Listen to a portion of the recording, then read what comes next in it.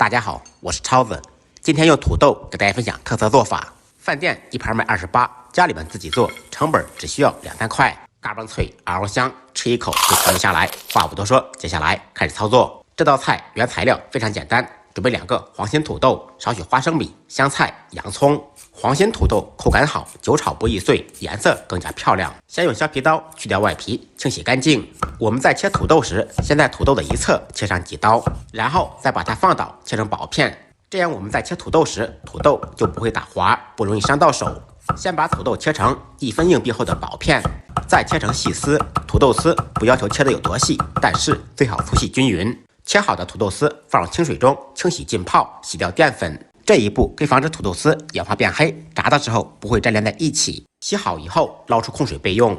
利用这个时间准备一下配料：洋葱切成细丝，香菜洗净切成长段，切好以后一同放入盘中。再来3-4粒大蒜，趁其补备，拍匀剁碎。材料全部备好，接下来开始制作。起锅做小宽油，冷油下锅放入花生米。炸花生米时油温不要太高，否则外生里不熟，容易炸糊。炸至花生米不再啪啪作响，闻起来有淡淡的香味，表皮微微变色以后，捞出控油备用。继续开大火把油温烧至6-7成热，将近冒烟时放入土豆丝。炸土豆丝油温一定要高，可以少量多次的放入，防止溢锅。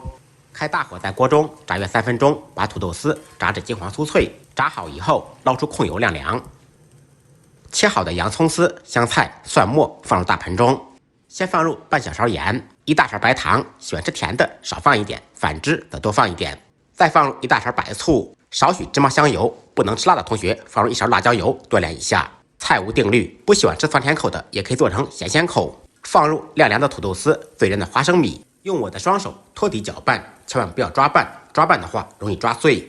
搅拌均匀以后装入盘中。一道嘎嘣脆、嗷香的3丝爆豆就做好了，酸甜酥脆，吃一口停不下来。学会的同学点完赞，赶紧买点土豆试着做一下吧。再忙再累，记得按时吃饭。下期视频见，拜拜。